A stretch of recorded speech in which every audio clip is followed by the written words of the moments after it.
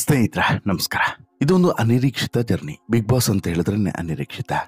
ಇಲ್ಲಿ big boss ಮನೆ ಒಳಗಡೆ ಬರೋದು ಕೂಡ ಅನಿರೀಕ್ಷಿತ. ಬಿಗ್ ಬಾಸ್ ಮನೆ ಒಳಗಡೆ ಬಂದ ಬಳಿಕ ಇರೋದು ಕೂಡ ಅನಿರೀಕ್ಷಿತ. ಇಲ್ಲಿಂದ ಹೊರಗಡೆ ಹೋಗೋದು ಕೂಡ ಅನಿರೀಕ್ಷಿತ. ಹೀಗಾಗಿನೇ ಇದೊಂದು ಅನಿರೀಕ್ಷಿತ ಜರ್ನಿ. ಈ ಅನಿರೀಕ್ಷಿತ ಜರ್ನಿಯಲ್ಲಿ ಸಾಕಷ್ಟು ಜನ ಬರ್ತಾರೆ, ಸಾಕಷ್ಟು ಜನ ಹೋಗ್ತಾರೆ. ಯಾರು ಉಳಿತಾರೆ, ಯಾರು ಹೋಗ್ತಾರೆ ಅನ್ನುವಂಥ ಕಲ್ಪನೆಯನ್ನು ಕೂಡ ಮಾಡ್ಕೊಳ್ಳೋಕ್ಕೆ ಸಾಧ್ಯವೇ ಇಲ್ಲ.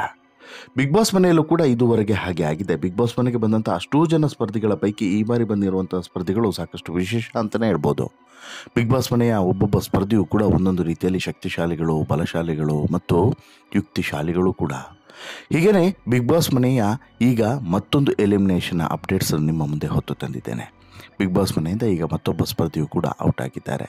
ಅಲ್ಲಿಗೆ ಬಿಗ್ ಬಾಸ್ ಮನೆ ಖಾಲಿ ಖಾಲಿ ಖಾಲಿ ಖಾಲಿ ಆಗ್ತಾನೆ ಬರ್ತಾ ಇದೆ.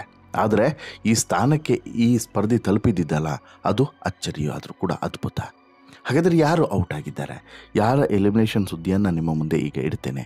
ಅದರ ಬಗ್ಗೆ ಮಾಹಿತಿಯನ್ನು ನೋಡೋದಕ್ಕಿಂತ ಮುಂಚೆ ನೀವಿನ್ನೂ ಕೂಡ ನಮ್ಮ ಚಾನಲನ್ನು ಸಬ್ಸ್ಕ್ರೈಬ್ ಮಾಡಿಲ್ಲ ಅಂದರೆ ದಯವಿಟ್ಟು ಕೂಡಲೇ ಸಬ್ಸ್ಕ್ರೈಬ್ ಮಾಡಿ ಸ್ನೇಹಿತರೆ. ಬಿಗ್ ಬಾಸ್ನ ಪಕ್ಕಾ ಅಪ್ಡೇಟ್ಸನ್ನು ಕೊಡ್ತಿರುವಂಥ DK ಹ್ಯಾಂಡ್ಸ್ ಚಾನಲ್ಗೆ ಈಗ ಮತ್ತೊಂದು ಇನ್ಫಾರ್ಮೇಷನ್ಸ್ ಕೂಡ ಬಂದಿದೆ. ಆ ಇನ್ಫಾರ್ಮೇಷನ್ಸ್ ಏನು ಅಂತ ಹೇಳಿದ್ರೆ ಮತ್ತೊಬ್ಬ ಸ್ಪರ್ಧಿಯ ಎಲಿಮಿನೇಷನ್ ಬಗ್ಗೆ. ಹೌದು, ಬಿಗ್ ಬಾಸ್ ಮನೆಯಿಂದ ಈಗ ಮತ್ತೊಬ್ಬ ಸ್ಟ್ರಾಂಗ್ ಸ್ಪರ್ಧಿ ಎಲಿಮಿನೇಟ್ ಆಗಿದ್ದಾರೆ. ಈಗಾಗಲೇ ರಜತ್ ಮತ್ತು ಈ ಭವ್ಯಗೌಡ ಎಲಿಮಿನೇಟ್ ಆದಂಥ ಬೆನ್ನಲ್ಲೇ ಯಾರು ಎಲಿಮಿನೇಷನ್ ಆಗ್ತಾರೆ ಅನ್ನುವಂತಹ ಪ್ರಶ್ನೆ ಇತ್ತು. ಅದಕ್ಕೂ ಕೂಡ ಉತ್ತರ ಸಿಕ್ತು. ಈಗ ಮತ್ತೊಂದು ಉತ್ತರವೂ ಕೂಡ ಸಿಗ್ತಾ ಇದೆ. ಆ ಉತ್ತರವೇ ಈಗ ಎಲಿಮಿನೇಟ್ ಆಗಿರುವಂಥ ಸ್ಪರ್ಧಿಯ ಬಗ್ಗೆ. ಈ ಸ್ಪರ್ಧಿ ಈಗಾಗಲೇ ಭವ್ಯಗಿಂತ ಮೊದಲೇ ಹೋಗ್ತಾರೆ ಅಂತೇಳಿ ಎಲ್ಲರೂ ಕೂಡ ಅಂದ್ಕೊಂಡಿದ್ರು. ಬಟ್ ಅನ್ಫಾರ್ಚುನೇಟ್ಲಿಯೋ ಅಥವಾ ಫಾರ್ಚುನೇಟ್ಲಿಯೋ ಗೊತ್ತಿಲ್ಲ, ಅಲ್ಲಿ ಸೇವ್ ಆದಂಥ ಸ್ಪರ್ಧಿ ಈಗ ಔಟ್ ಆಗಿದ್ದಾರೆ. ಅಸಲಿಗೆ ಇಲ್ಲಿವರೆಗೆ ಈ ಸ್ಪರ್ಧಿ ಬರ್ತಾರೆ ಅಂತಲೂ ಕೂಡ ಸಾಕಷ್ಟು ಜನ ನಂಬಿರಲಿಲ್ಲ. ಕಾರಣ ಬಿಗ್ ಬಾಸ್ ಮನೆಯಲ್ಲಿ ಆನ್ ಆಫ್ ಆಗ್ತಿದ್ದಂಥ ಈ ಸ್ಪರ್ಧಿ ಇತ್ತೀಚೆಗೆ ಅಂದರೆ ಬಿಗ್ ಬಾಸ್ ಮನೆಗೆ ತಂದೆ ತಾಯಿ ಮತ್ತು ತಮ್ಮ ಬಂದ ಬಳಿಕ ಸ್ವಲ್ಪ ಆ್ಯಕ್ಟಿವ್ ಆಗಿದ್ದರು. ತಮ್ಮನನ್ನು ನೋಡ್ಕೊಳ್ಳೋದ್ರಲ್ಲಿ ಈಕೆಗೆ ಸಿಂಹ ಪಾಲು. ಹಾಗಾದರೆ ಯಾರು ಅನ್ನೋದು ನಿಮಗೆ ಗೊತ್ತಾಗಿರ್ಬೋದು. ಅದು ಬೇರೆ ಯಾರೋ ಅಲ್ಲ, ಮೋಕ್ಷಿತಾ ಪೈ.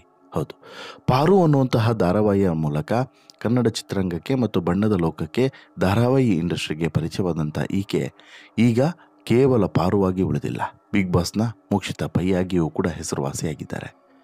ಈಕೆ ಬಿಗ್ ಬಾಸ್ ಮನೆಗೆ ಬಂದ ಬಳಿಕ ಬಿಗ್ ಬಾಸ್ ಮನೆಯಲ್ಲಿ ಏನೋ ಒಂದು ಕ್ರಾಂತಿ ನಡೆದೇ ಬಿಡುತ್ತೆ.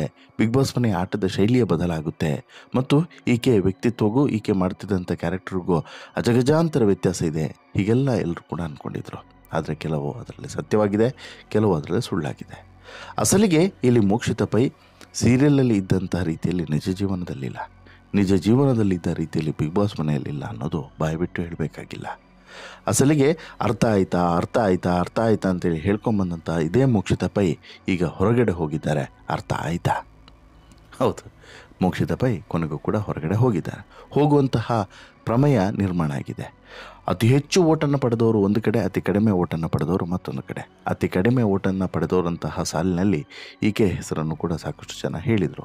ಮೋಕ್ಷಿತಾ ಪೈ ಈಗ ಅತಿ ಕಡಿಮೆ ಓಟನ್ನು ಪಡೆದಿರಬಹುದು ಅಂತೇಳಿ 64 ಲಕ್ಷ ಚಿಲ್ಲರೆ ಏನು ಓಟ್ ಇದೆ ನೋಡಿ, ಅದನ್ನು ಮೋಕ್ಷಿತಾ ಪೈ ಪಡೆದಿರಬಹುದು ಅಂತೇಳಿ ಬಿಗ್ ಬಾಸ್ ಮನೆಯಿಂದ ಹೊರಗಡೆ ಹೋಗಿರುವಂಥ ಸ್ಪರ್ಧಿಗಳು, ಬಿಗ್ ಬಾಸ್ ಮನೆಯ ಒಳಗಡೆ ಇರುವಂಥ ಸ್ಪರ್ಧಿಗಳು ಕೂಡ ಕಲ್ಪನೆಯನ್ನು ಮಾಡಿದರು, ಊಹೆಯನ್ನು ಮಾಡಿದರು.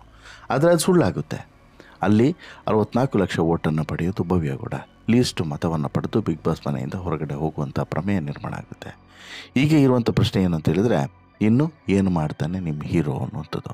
ಅಂದರೆ ಈಗಿರುವಂಥ ಪ್ರಶ್ನೆ ಅದೇ, ಮೋಕ್ಷಿತಾ ಪೈ ಎಷ್ಟು ದಿನ ಉಳಿತಾರೆ. ಅಂದರೆ ದಿನಗಳಿಗೆ ಹೇಗೋ ಒಂದಿನ ಎಕ್ಸ್ಟ್ರಾ ಸಿಕ್ಕಿತ್ತು ಯಾರಿಗೆ, ಮೋಕ್ಷಿತಾಗೆ. ಶನಿವಾರ ಹೋಗಬೇಕಾಗಿದ್ದಂಥ ಮೋಕ್ಷಿತಾ ಭಾನುವಾರದವರೆಗೆ ಇದ್ದರು, ಈಗ ಭಾನುವಾರ ಹೋಗಿದ್ದಾರೆ. ಮೋಕ್ಷಿತಾ ಹೋಗೋದಕ್ಕೆ ಪ್ರಮುಖವಾದಂಥ ಕಾರಣ ಸಾಕಷ್ಟು ಸಿಗ್ತವೆ. ಇಲ್ಲಿ ಸಾಕಷ್ಟು ಜನ ಹೇಳ್ತಾರೆ ಮೋಕ್ಷಿತಾ ಎಲ್ಲೋ ಒಂದು ಕಡೆ ಆಗಾಗ ಆನ್ ಆಫ್ ಆಗೋದು ಇದು ಆಕೆಯ ಓಟಕ್ಕೆಲ್ಲೋ ಒಂದು ಕಡೆ ಬ್ರೇಕ್ ಹಾಕ್ತಾನೆ ಇತ್ತು ಅಂತೇಳಿ. ಆಮೇಲೆ ಎಮೋಷ್ನಲ್ ಕಂಪ್ಲೀಟಾಗಿ ಡಿಪೆಂಡ್ ಆಗಿರುವಂಥ ಮೋಕ್ಷಿತಾ ತಮ್ಮ ಅಂತ ಹೇಳಿದ್ರೆ ಜೀವ ಬಿಡ್ತಾರೆ, ಅಪ್ಪ ಅಮ್ಮ ಅಂತ ಹೇಳಿದ್ರೆ ಈಕೆಗೆ ತುಂಬ ಇಷ್ಟ. ಹೀಗಾಗಿ ಮೋಕ್ಷಿತಾ ಎಲ್ಲೋ ಒಂದು ಕಡೆ ತುಂಬ ಫ್ಯಾಮಿಲಿ ಡಿಟ್ಯಾಚ್ಮೆಂಟ್ ಆಗದೇ ಇರುವಂಥ ಪರಿಣಾಮ ಇಲ್ಲಿ ಎಲ್ಲೋ ಒಂದು ಕಡೆ ಈ ಅಟ್ಯಾಚ್ಮೆಂಟೇ ಮುಳುವಾಯ್ತಾ ಅನ್ನೋದು ಕೂಡ ಸತ್ಯ. ಅಂತ ಒಂದು ಮಾತುಗಳು ಬರೋದು ಕೂಡ ಸತ್ಯ, ಸ್ವಾಭಾವಿಕ. ಅಸಲಿಗೆ ಬಿಗ್ ಬಾಸ್ ಮನೆಯಲ್ಲಿರುವಂಥ ಅಷ್ಟೂ ಜನ ಸ್ಪರ್ಧಿಗಳನ್ನು ಒಂದು ಕಡೆ ಇಟ್ಟರೆ, ಮತ್ತೊಂದು ಕಡೆ ಮೋಕ್ಷಿತಾಳನ್ನು ಇಟ್ಟರೆ ಮೋಕ್ಷಿತಾ ಸ್ವಲ್ಪ ವೀಕೆ, ಇರುವಂಥ ಸ್ಪರ್ಧಿಗಳ ಪೈಕಿ ಸ್ವಲ್ಪ ವೀಕೆ. ಆದರೂ ಕೂಡ ಇಲ್ಲಿವರೆಗೆ ಮೋಕ್ಷಿತಾ ಬಂದಿರೋದು ಗ್ರೇಟ್, ಅದರಲ್ಲಿ ಡೌಟೇ ಇಲ್ಲ. ಯಾಕಂತ ಹೇಳಿದ್ರೆ ಅಷ್ಟು ಈಸಿ ಇರಲಿಲ್ಲ. ಮೋಕ್ಷಿತ ಜರ್ನಿ ಇದೆಯಲ್ಲ ಅಷ್ಟು ಈಸಿ ಇರಲಿಲ್ಲ. ಇನ್ನು ನಿಮ್ಗೆ ಗೊತ್ತಿರ್ಬೋದು, ಮೋಕ್ಷಿತ ಈ ಬಿಗ್ ಬಾಸ್ ಮನೆಗೆ ಒಳಗಡೆ ಹೋಗಿ ಒಂದು 2-3 ವಾರಗಳಲ್ಲಿ ಆಕೆಯ ಬಗ್ಗೆ ಒಂದಷ್ಟು ವಿಚಾರಗಳು ಕೂಡ ಭಾರಿ ದೊಡ್ಡ ಚರ್ಚೆಗೆ ಕಾರಣವಾಗಿತ್ತು. ಈ ಮೋಕ್ಷಿತ ಮಕ್ಕಳು ಕಳ್ಳಿ, ಹೀಗೆ ಕಿಡ್ನ್ಯಾಪನ್ನು ಮಾಡಿ ಜೈಲನ್ನು ಸೇರಿದ್ಲು. ಇದು ನಂತರ 2007ರಲ್ಲಿ ಕೇಸ್ ಖುಲಾಸೆ ಆಯಿತೆ ಹೊರತು ಅಲ್ಲಿವರೆಗೂ ಕೂಡ ಈಕೆಯ ಮೇಲೆ ಒಂದು ಗಂಭೀರವಾದಂಥ ಆರೋಪ ಇತ್ತು. ಕೋರ್ಟ್ ಕೇಸ್ ಕೂಡ ದಾಖಲಾಗಿತ್ತು. ಅದು ಕೂಡ ಸಾಮಾನ್ಯವಾದದ್ದಲ್ಲ, ಕಿಡ್ನಾಪ್ ಕೇಸು. ಈ ರೀತಿಯಾಗಿ ಒಂದಷ್ಟು ಆರೋಪಗಳು ಕೂಡ ಬಂತು. ಬಟ್ ಆಕೆಗೆ ಇದು ಗೊತ್ತಾಗಲಿಲ್ಲ. ಗೊತ್ತಾದ ಮೇಲೆ ಉಳಿದ ಸ್ಪರ್ಧಿಗಳು ಸಾಕಷ್ಟು ಶಾಕಿಂಗಿಂದನೇ ಇದನ್ನು ನೋಡಿದ್ರು. ಬಟ್ ಆದರೆ ಅದು ಅಲ್ಲಿಗೆ ತಣ್ಣಗಾಯಿತು. ಅವೆಲ್ಲ ಜಾಸ್ತಿ ಇಂಪ್ಯಾಕ್ಟ್ ಆಗಲಿಲ್ಲ. ಬಿಗ್ ಬಾಸ್ ಮನೆ ಒಳಗಡೆ ಇರುವಂಥ ರೀತಿ ನೀತಿಯೇ ಹೆಚ್ಚು ಇಂಪ್ಯಾಕ್ಟ್ ಆಗುತ್ತೆ. ಹೊರಗಡೆಯ ಬದುಕು, ಹೊರಗಡೆಯ ಜೀವನ ಅದು ಯಾವುದು ಕೂಡ ಇಂಪ್ಯಾಕ್ಟ್ ಆಗೋದಿಲ್ಲ ಅನ್ನೋದಕ್ಕೆ ಸಾಕಷ್ಟು ಈ ಹಿಂದಿನ ಸೀಸನ್ಗಳು ಕೂಡ ಸಾಕ್ಷಿಯಾಗಿದ್ದಾವೆ. ಈ ಬಾರಿಯೂ ಕೂಡ ಹಾಗೆ ಆಗಿದೆ. ಹೊರಗಡೆಯ ಬದುಕು ಎಲ್ಲೂ ಕೂಡ ಇಲ್ಲಿ ಇಂಪ್ಯಾಕ್ಟನ್ನು ಬೀರಲಿಲ್ಲ. ಒಳಗಡೆ ಯಾವ ರೀತಿ ಇದ್ದರು, ಯಾವ ರೀತಿ ಬೆರೆತರು, ಯಾವ ರೀತಿ ಟಾಸ್ಕ್ಗಳನ್ನು ಆಡಿದರು, ಯಾವ ರೀತಿ ಸವಾಲುಗಳನ್ನು ಹಾಕಿದರು.